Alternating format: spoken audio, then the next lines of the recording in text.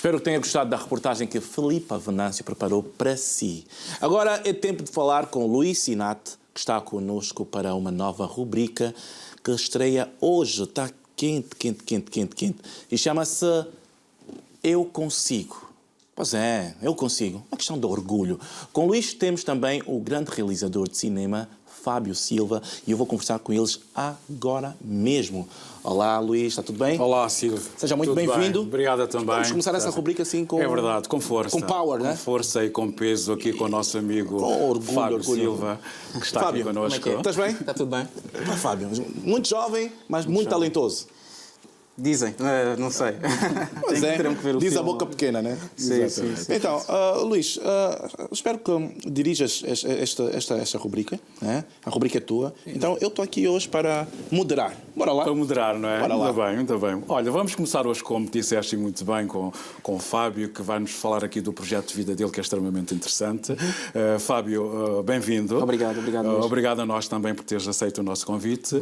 E vamos começar do princípio. Portanto, o teu começo de trajetória académica e profissional começa com incentivo dentro de casa, não é? Sim, a educação é o pilar, não é? A educação é muito, muito importante, no sentido em que eu por exemplo, lembro-me dos meus pais, mais em concreto do meu pai,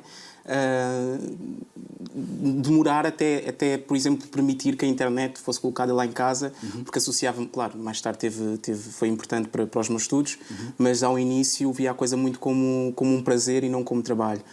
Mesmo as consolas, a PlayStation entrou muito mais tarde, a partir do meu 7º ano, se calhar, percebes? Eu nunca tive. Nunca tiveste PlayStation, pronto. Por acaso não, minha mãe não, eu sou filho único, mas a minha mãe não metia lá a PlayStation.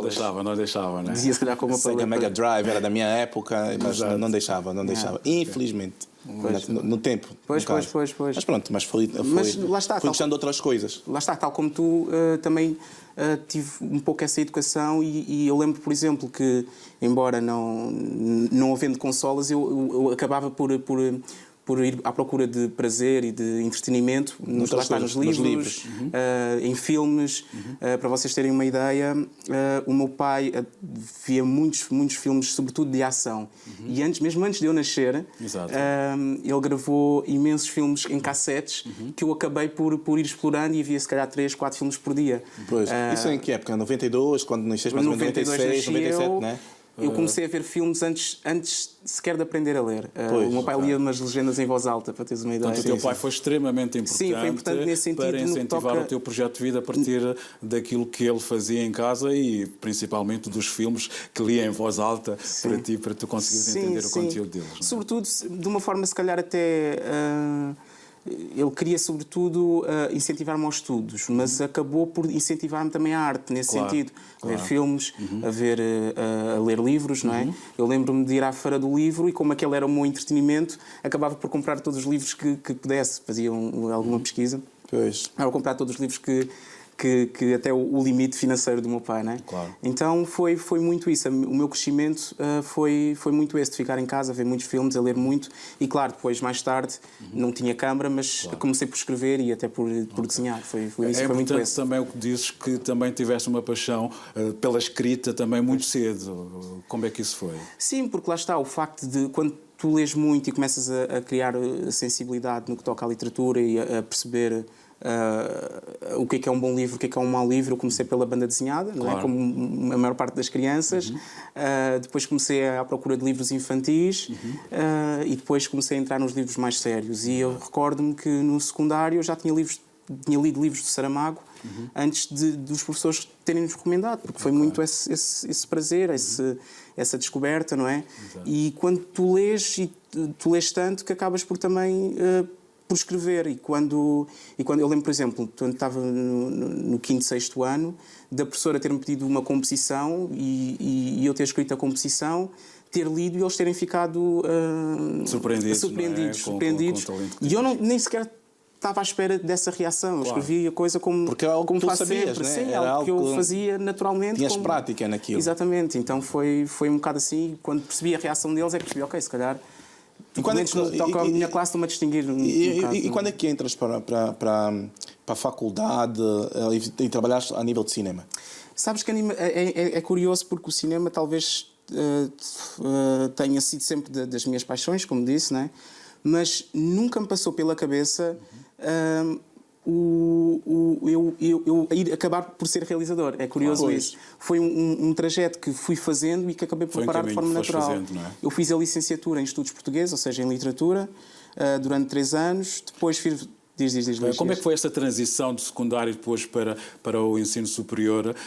Porque no ensino superior a tua área não foi especificamente cinema antes, o cinema apareceu depois. Como é que foi?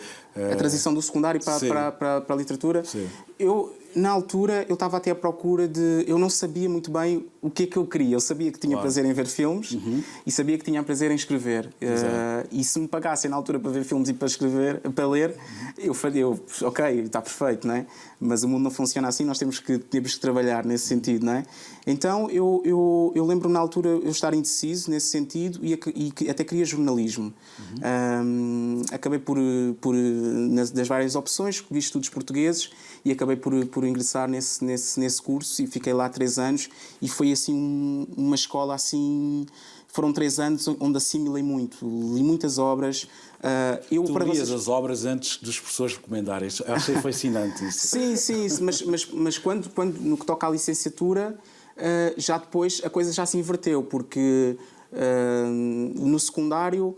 O leque era muito mais... Sim, era muito mais vasto e eram coisas muito mais específicas nesse sentido, percebes? Depois já conheci obras que não conhecia, autores que eu não conhecia, porque a coisa era também muito ingênua nesse sentido. Claro. Por exemplo, eu recordo-me de uma conversa com uma colega minha, em que ela falou-me de 3 filmes de um realizador, que é o Kubrick, e eu já tinha visto esses 3 filmes sem sequer conhecer o Kubrick. Pois.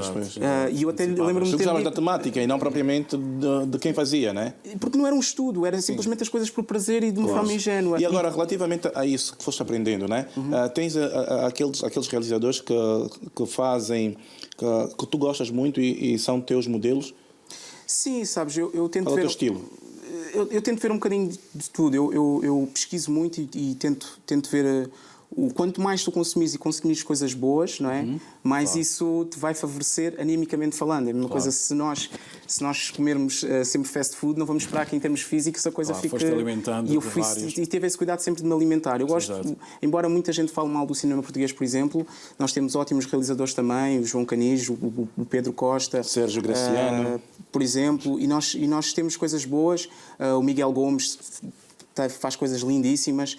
E também lá fora. Fora, o Jarmusch, o Kim Ki-duk, o Wes Anderson, são realizadores que cada um com a sua escola, cada um com a sua especificação, mas de alguma forma, eu acho que o artista também, de certa forma, é aquele que rouba e rouba bem. Roubar um bocadinho de todos para criar a sua própria coisa. Não é? Exatamente. E eu acho que nós temos essa sede e essa vontade de ir roubando um bocadinho das melhores coisas. Eu acho que é ótimo para nós crescermos em termos profissionais, não é? Em termos de dificuldades, que dificuldades, eu sei que superaste algumas dificuldades já na faculdade também, que foram importantes na tua formação profissional. Estar a superar dificuldades que foste encontrando ao longo da tua vida, que acaba de começar, em termos profissionais, o que é que significou isto para ti? As dificuldades, imagina, eu acho que nós só crescemos se nos formos desafiando a nós próprios, não é? Claro. Nós temos que arriscar e temos que fazer coisas, temos que sair da nossa área de conforto. A literatura é até um bom exemplo disso. Às vezes perguntam-me o que é para ti um bom livro, é aquele que te faz sentido da tua área de conforto. Se tu estiveres a ler um livro e o livro é o mesmo que tu vês na vida real, então tu não cresces. Exatamente. E eu também, imagina, eu fiz a minha formação em literatura, depois fui para jornalismo e depois fui para a Câmara, e se me lembrar amanhã vou fazer outra formação diferente, percebes? E eu sei, por exemplo, quando eu fiz o curso de jornalismo durante um ano, eu não sabia uma coisa tão simples como o triângulo invertido, que é uma coisa extremamente básica. Exato. E eu tive sempre que estou numa área em que eu não domino, tenho que ir acompanhar pessoas que se calhar já têm uma pedalada muito maior que a minha, tenho que acompanhar o ritmo. Claro. E o início era lento, mas depois tinha que dar aquele sprint final para poder chegar à meta pelo menos ao mesmo nível que eles, percebes? E se possível até chegar um passo à frente. E isso foi o que eu sempre tentei fazer em tudo aquilo que em que eu me insiro, percebes? Eu acho que a dificuldade Ó Silvio, é essa. Fábio estávamos a conversar em voz off, teve uma passagem que eu achei extremamente importante, que ele dizia, eu sempre me senti pequeno perante os meus desafios. Isto é espetacular. Não, eu sempre me senti pequeno e eu acho que lá está, isso é Mas uma quando motivação. sentias-te pequeno diante dos desafios, ou seja, achavas os desafios bem maiores do que tu? Por exemplo, vou-te dar um exemplo muito específico. Na licenciatura, quando eu comecei, eu ainda estava muito com o espírito do secundário, do estudo, o estudo intensivo leva a tu teres boas notas. E tu na faculdade, eu percebi muito rapidamente que não era o estudo intensivo que te levava a teres boas Era notas. específico. Mas era simplesmente tu leres e teres um espírito crítico, percebes? Era tu leres uma obra e tu teres o teu próprio pensamento e ter um pensamento bem fundamentado, percebes?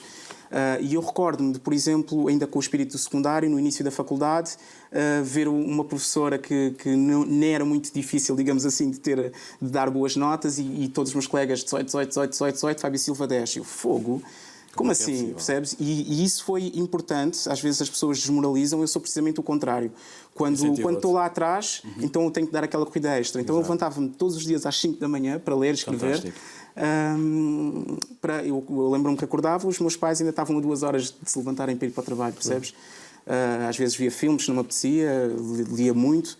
E acabei por dar um passo assim bastante à frente nesse sentido, porque tempo foi muito importante esse aproveitamento do tempo para conseguir. Flávio, e o que é que são estes livros aqui? São 2 livros diferentes, lá está. Olha, vou começar até por este. Eu sei que tens esse já na mão, já pronto para gatilhar, mas vou começar por este.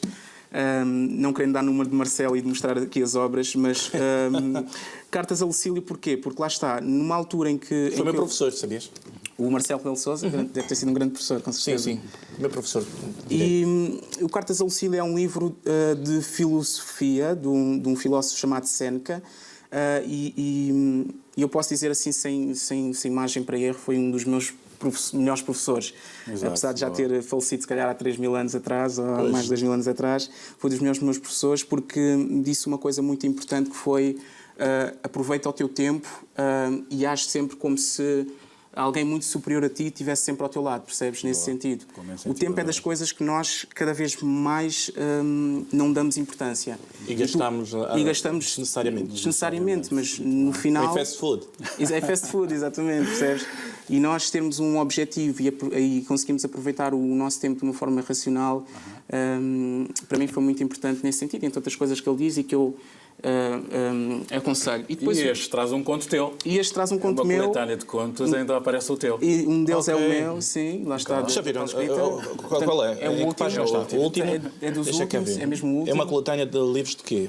É mesmo de contos, são também colegas meus que tiraram o curso em estudos portugueses, e o Diogo Fernandes. É o último conto, no caso, o teu? É o último conto, chama-se Amor Pendular. Amor Pendular. Amor Pendular, sim. Deixa cá ver o que é que diz. Era de noite, chovia a potes. Ela, a mulher de Gabardino, junto ao cemitério. Dizem os sábios, os grandes, que a noite é excelentíssima para esconder certos perigos. Pois é. Uma diferença no cenário importante que precisa desde já ser referida.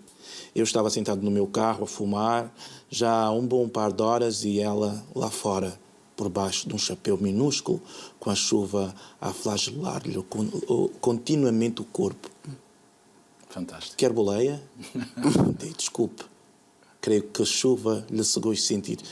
Epá, olha, pelo menos só até essa parte que eu li, e é um conto, atenção. Epá, tens uma escrita muito poeticamente boa. Pois, obrigado. Poeticamente boa. E olha que eu gosto de ler, e poemas é daquelas coisas que eu muito aprecio. E há aqui uma coisa fantástica ao Silvio, em relação ao Fábio. Ele ganhou já 2 prémios pela escrita. Sim, 2 prémios pela escrita. Não, também não. Depois disso não tem como, né? Como é que isso foi? Um rapaz que acordava 2 horas antes dos pais meterem-se de pé, Sim, ou seja, às 4 da manhã, às 5 da manhã, lia, amava cinema desde há muito tempo e começou a escrever. Realiza, não podia ser diferente. No entanto, Fábio, nós estamos aqui já a terminar também o tempo, infelizmente. Em que pés achas que te encontras? Lá está, eu agora... Reconheces? Sim, eu agora com o António Freitas, eu estou inserido num estúdio criativo, que é a Follow Creative Studio, e com o António Freitas, que é também um gênio em termos criativos, nós fizemos um filme documental chamado Hip to the Hop. E esse filme... It's like hip-hop? It's like hip-hop, Ok. E o filme teve estreia no Indie Lisboa, no Festival de Cinema. Agora, foi há pouco tempo? Sim, foi há pouco tempo. Foi Fantástico. Eu já vi o filme, fantástico. Sim, Fantástico, muito bom. parabéns. E foi um parabéns. filme, para teres uma ideia, foi o filme mais visto do Indie Lisboa. Foram 850 pessoas numa sala. Uau. Pessoas de todas as idades, desde crianças, desde adultos. E pá, foi uma satisfação pessoal e profissional enorme. E tu realizaste esse filme? Eu e o António realizámos Freitas. o filme durante 3 anos. O António Durante Freitas. 3 anos? Durante 3 anos, sim. Filme independente, não é? Filme totalmente independente. Foi eu... E sem financiamento. Sem acho financiamento, extremamente sem importante. financiamento. Fui Acho eu, que é fabuloso. o António e a Sofia Rivas, nossa também produtora, que nós, basicamente nós os três, não é? Que tivemos esta ideia, e ele também fez grafite durante muitos anos, não é? Eu escrevia para um site de hip-hop, o H2 Tuga, e nós dois tivemos essa ideia, percorremos de norte a sul do país, Porto, Lisboa, Faro, Algarve, falámos com cerca de 50 artistas de todas as vertentes. Sim. Só não fomos às ilhas porque não havia possibilidade para isso. Pois. Mas onde conseguimos estar, tivemos, e com quem tínhamos para falar, eu acho que falámos. Claro que noutros projetos poderemos falar com mais pessoas, claro. Ó, Fábio, eu acho que tens mas que é um vir projeto aqui, muito. aliás, fica já o convite para daqui a pouco tempo, vires para falar sobre, especificamente sobre este filme. Sobre o filme, acho que vale a temos que pena. falar sobre... Acho que vale a pena. Tá, vamos já acertar isso. Infelizmente o tempo... Está a acabar, Não, exatamente. eu tenho que agradecer ao Luís, por essa rubrica bem nova, né? Exatamente, Novinha. começamos em grande. Não é? Começamos em grande, começamos com o Fábio, atenção. Não Começamos em todos que grande. têm a Fábio Silva Na estreia. Na estreia, atenção. Exatamente. Então, nós voltaremos aqui Sim, a ter mais convidados. a ter não é? mais, exatamente, e acredito que em tempo oportuno poderemos falar cada vez melhor sobre essa rubrica. Ok. E espero que estejas a gostar. Ótimo. Tudo começa bem, naturalmente acaba bem, e estou aqui de corpo e alma para fazer deste objetivo uma grande amostra dos nossos talentos dentro da nossa comunidade africana. Do orgulho africano. Exatamente. Luís, Do top. Foi ótimo. Até já. Até já. Fábio, espero que tenhas gostado e Gostei imenso. parabéns. Obrigado pelo convite. Parabéns. Obrigado. Vê se faz uma cunha, uma realização assim que é de nós. Até já, mano. Até já. Boa. Agora é tempo de irmos para um curtíssimo intervalo, mas não saia desse lado porque eu volto já já.